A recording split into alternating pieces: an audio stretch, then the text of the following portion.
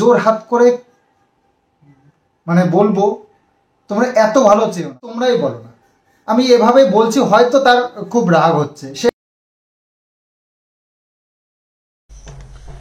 চলো যাই আম খেয়ে আসি, ইচ্ছে করলো যাই একটু আম টাম খেয়ে আসি, গাছের থেকে একদম তাজা তাজা আম। আজকাল না তোমার এই শিয়ালও আম খায়, হ্যাঁ না, আম পড়ে থাকলে গাছতলায় শিয়াল এসে সেই আমটাকে খেয়ে নিয়ে চলবে, এরকম হয়। তো গাছের থেকে একদম টাটকা আম খাবো, হবে গাছের থেকে পারবো, আর খাবো পারবো কি, নিচে পড়ে থাকলে সেটা খাবো, আর নাহলে পেরে খাবো। তো এই যে হিমসাগর গাছটা, এখন হিমসাগর আম পাকতে শুরু করেছে। আমাদের ওই গাছের আম শেষ হয়ে গেছে, বড় গাছের আম। তো হিমসাগর কয়েকটা হয়েছে, সেটাই তো চাকু নিয়ে এসছে হাতে করে। আম পাবো কি পাবো না জানি না, তো চাকু একটা হাতে করে নিয়ে এসছে। আম এই দেখো শিয়ালে খায় এইগুলো, দেখো এটা শিয়ালে খেয়ে যাবে। এই দেখো হনুমানও খায়, শুধু শিয়ালে গুলোই না। এইটা একটা পেয়েছি, বাহ সুন্দর একটা আম, নইলে গাছে উঠতাম। ওই যে একটা হনুমানও খায়। ও এই তো ইয়ে, দুটো আম পেয়ে গেছি, ইয়ে।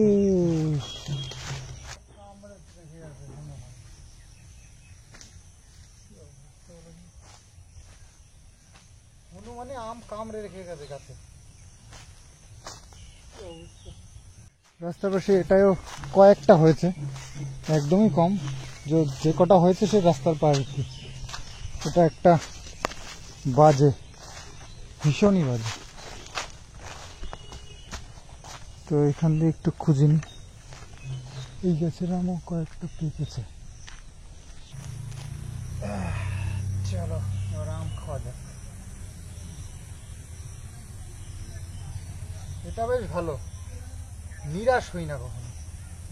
দেখো না দেখে আমরা প্ল্যান করে আসলাম যে তাজা আম খাবো, দেখো পেয়ে গেলাম। তো গাছে উঠতে হলো না, তবে হ্যাঁ গাছে উঠলে ঠিক পেতামই, এটুকু ভরসা আছে আমাদের হিমসাগর আমের গাছের প্রতি। মিষ্টির দিক দিয়ে ভালোই, তারপরেও আর একটা সব থেকে ভালো লাগে কি, আমটা না অত সহজে নরম হয় না, ডাসা থাকে। তো আমার এই গলা আম খেতে ভালো লাগে না, আমার ওই গাছের যে আমগুলো না, ওগুলো একটু গলা গলা টাইপের, সেই জন্য ওটা খুব একটা ভালো আমি খাই না। তো কী করা যাবে, হিমসাগর এবার কম হয়েছে যেহেতু, ওটার উপরে ইন্টারেস্ট নিতে হয়েছে আমাদেরকে।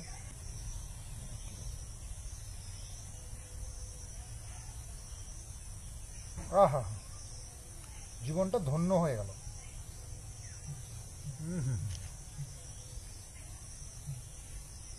দারুণ মিষ্টি। হিমসাগর আমের তুলনা হয় না, আর কারোর সাথে কম্পেয়ার হয় না। এটা মুখ টুক ধুয়ে নি, কল এসে গেছে।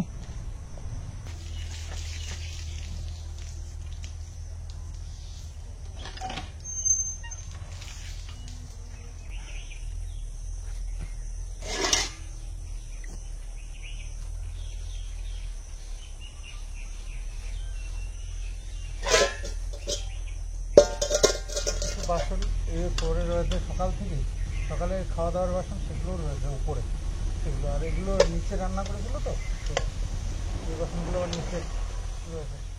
আমার শরীরটা একটু খারাপই দেখছি, মানে একটু, না তো সুস্থ থাকলে বসে থাকে না, তো এখন পারছে না, বুঝতে পারছি। তো আমি বললাম যে আমি মাঝেগুলো টুকটাক করি, যতটা পারি আর কি।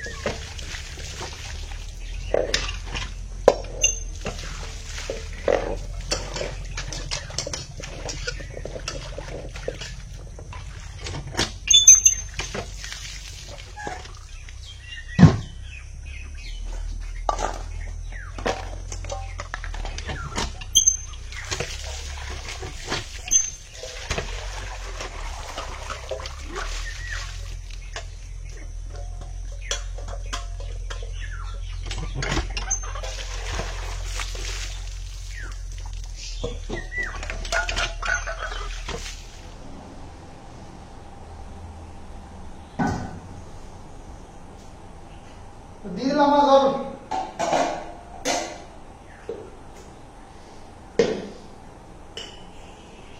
ভাত খেতে আমার ভালো আছে জানো তো।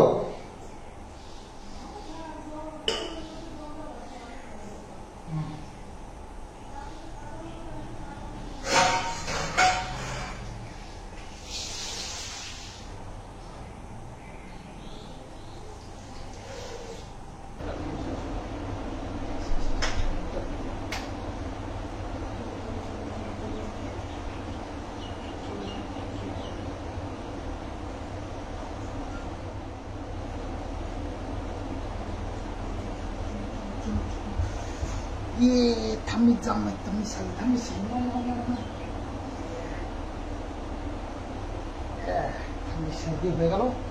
আসো আসো, অন্ধকার হয়ে গেলে আর দেখা যাবে না, লাইটিং হয়নি তো। তো গঙ্গা পুজোর মেলা ওখানে হয়তো 2-1 দিনের মধ্যেই শুরু হবে, আমি সঠিক জানি না, দেখতে হবে। তো সেই জন্য আজকে যাই একটু আমরা মেলা দেখে আসি। কিন্তু ছোট হয়ে যাবো নাকি? আচ্ছা ঠিক আছে।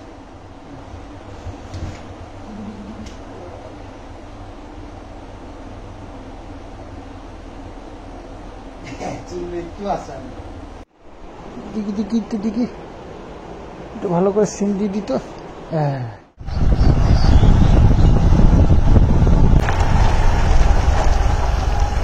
যেরকম ওই যে স্পাইডারম্যানের মতো চলছিল।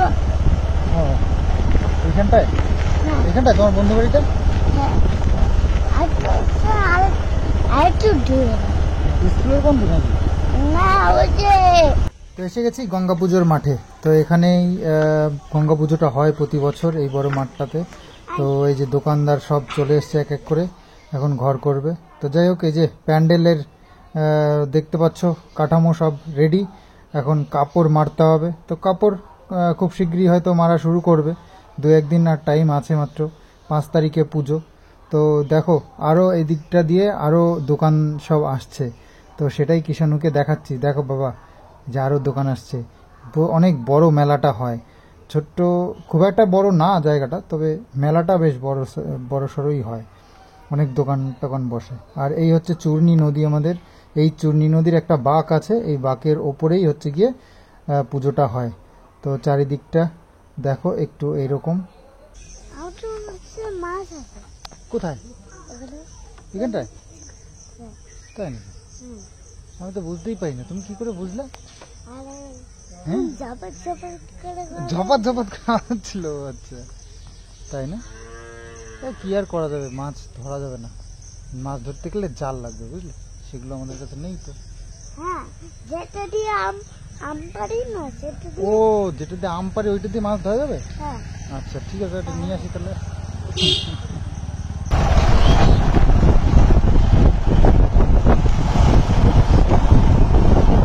এসে গেছি আমরা দোকানে, এবার একটু খাওয়া দাওয়া হবে, তাই না? ঘোরা টোরা সব হলো, কি খাবো এবার? কোনটা? ঠান্ডা খায় না বাবা, গরমে ঠান্ডা খায় না, অন্য কিছু খাও। ও তো ফান্টাই খাবে, তো সেই জন্য একটা নর্মাল দিলাম। তো এই যে কি কি খাবার নিয়ে এসছে দেখো। ফ্যানের তলায় বসো, ফ্যানের তলায়। ও ফ্যানের তলায়। আচ্ছা জুতো খুলেই ওঠো। তোমার ফান্টা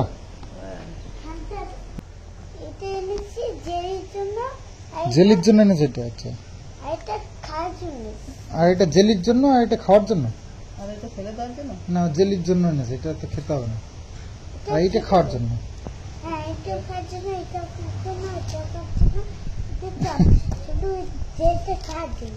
আর এইটা কার?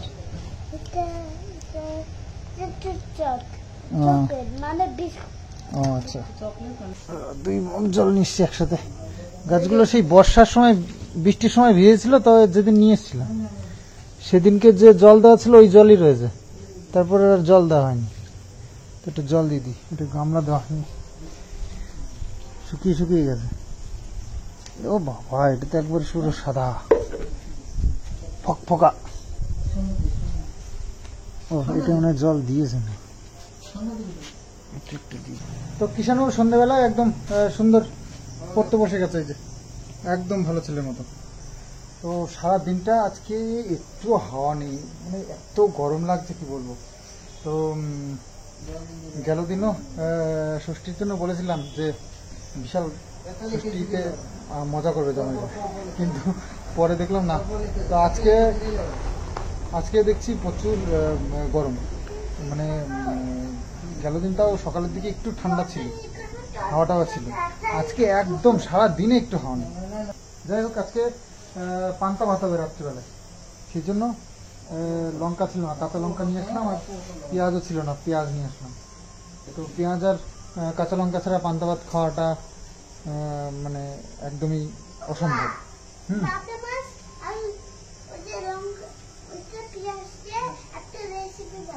ও আচ্ছা,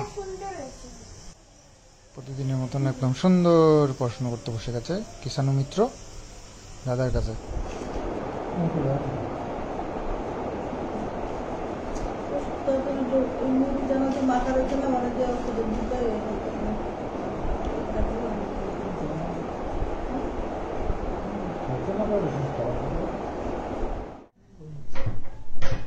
তো যাই হোক, একটা লাইভ করলাম, অনেক মানে তোমাদের সাথে একটু গল্প গুজব, নিজের কিছু কথা বললাম, কিছু তোমাদের কোশ্চেনের অ্যান্সার করলাম।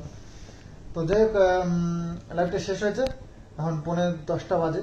তো ভাবছি খাওয়া দাওয়া করে নিই। মায়ের শরীরটা একটু এনার্জি লস, মানে কাজকর্ম করছে ঠেকায় পড়ে, মানে পারছে না, তবুও করতে হচ্ছে এইরকম আর কি।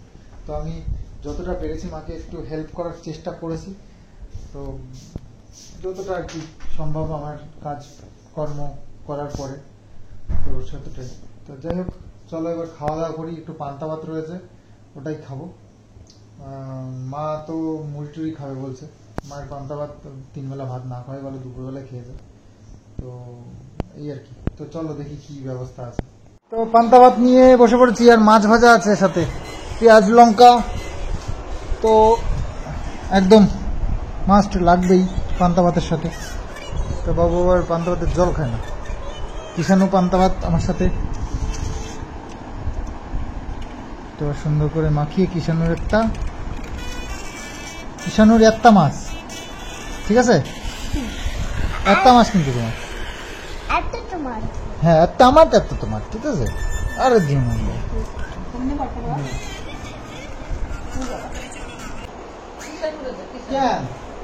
দুটো মাছ না, তুমি ড্রপ করে না বেশি।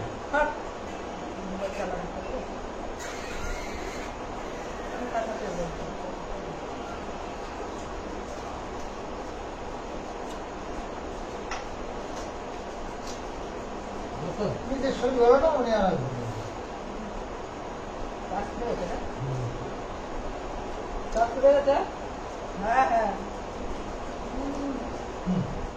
দেখো, কমেন্টস, মানুষের কিছু কিছু কমেন্টস আছে যেগুলো নেগেটিভ কমেন্টস, তবুও ভীষণ মজা এসে যায়, মানে এনজয় করি খুব। তো আবার কিছু কমেন্ট এতটাই মানে সরলতার সঙ্গে করে যেটা মেনে নেওয়াই সম্ভব নয়। তা সেরকম একটা কমেন্টসের ব্যাপারে তোমাদেরকে বলি। তো এখনো মানুষ ভাবছে এই সম্পর্কটা আবার জোড়ানো যায়, এখনো কিছু মানুষের মানে মাথায় খেলছে এরকম কিছু, বলছে এইভাবে ইমোশনাল ভাবে বলছে ছেলেটার দিকে তাকিয়ে। তো ছেলেটার দিকে তাকিয়ে তোমরা এক হয়ে যাও, খুব ভালো হবে তোমাদের জন্য, ভালোর জন্যই বলছি। আমি তাদেরকে জোর হাত করে মানে বলবো, তোমরা এত ভালো চেও না প্লিজ। এই ভালো চাইতে গেলে হিতের বিপরীত হয়ে যেতে পারে, আমাদের জান নিয়ে টানাটানি হয়ে বসতে পারে। তো সেক্ষেত্রে তোমরা এত ভালো চেও না, পরে তোমরা নিজেরাই মুখ লুকিয়ে যাবে। আমি এভাবে বলছি, হয়তো তার খুব রাগ হচ্ছে, সে আমার নেগেটিভ কমেন্টস করেছে তাও কিন্তু নয়, উনি হয়তো আমাকেই ভালো ভেবে বলেছে, আমারই ভালো চান তিনি, কিন্তু উনি এতটাই সরল যে বুঝতে পারছেন না যে এটা করলে কতটা ক্ষতি আমার হয়ে যেতে পারে। না, তোমরা সবাই একটু ব্যাপারটা বোঝো। না ছেলে মায়ের কথা বলে, না মা তার ছেলের সন্তানের কথা ভাবে। তো সেরকম কিছু শোনো কি ব্লগের মধ্যে? কেউ শুনতে পায় না। কিন্তু তবুও মানুষ এত মানে সৎ, এত ভদ্রতার সঙ্গে কথাগুলো বলেন। তো সত্যি আপনারা খুব ভদ্র মানুষ এবং সৎ মানুষ, কিন্তু এদের সঙ্গে সততা করবেন না। এদের সঙ্গে সততা করতে গেলে আপনি কখনো ফেঁসে যাবেন। আপনার সততার মূল্য এরা দিতে পারবে না। আপনি ভালোর জন্য বলেছেন, কিন্তু হিতে বিপরীত হয়ে যেতে পারে। তখন আপনি নিজেই নিজেকে কপাল চাপড়াবেন আর বলবেন যে কেন আমি বলেছিলাম। এরা কারোর কথা শোনে না, এরা কোনো নিয়ম শৃঙ্খলা কিছু মানে না। আর যদি তাই হতো তাহলে আজকে এইসব বদমাইশি নোংরামি করার পরেও তাদের একটু মান সম্মান, একটু লজ্জা শরম কিছু থাকতো। এদের কিচ্ছু নেই। না সত্যি কথার ধারপাশ দিয়ে যায়, না কোনো মানবতা আছে এদের, না কোনো নিয়ম শৃঙ্খলা আছে এদের। এরা এদেরই মতো, এরা এক জাতি। তো এরা শুধুই পয়সা চেনে, পয়সা ছাড়া এরা কিছু চেনে না। তো যাই হোক, এরা টাকা পয়সা আপন মনে করে, তো সেটা নিয়েই থাকুক। আপনারা প্লিজ এর মধ্যে ইন্টারফেয়ার করবেন না, যেটা হচ্ছে হতে দিন। তো যাই হোক, কিছু মনে করবেন না আপনি যে কমেন্টসটা করেছেন। তো নিশ্চয়ই আপনি এতটাই সৎ যে এদের চালাকি বুঝতে পারছেন না, তাই জন্য আমি একটু আপনাকে বোঝালাম। তো চলো আজকের ভিডিওটা এখানেই এন্ড করি। আসছি আবার নতুন ভিডিও নিয়ে কালকে। খুব সুন্দর সুন্দর ভিডিও আসতে চলেছে, আর ধামাকাটা তোমাদের জন্য অপেক্ষা করছে। তো চলো, অপেক্ষায় থেকো। আজকের মতন বাই বাই।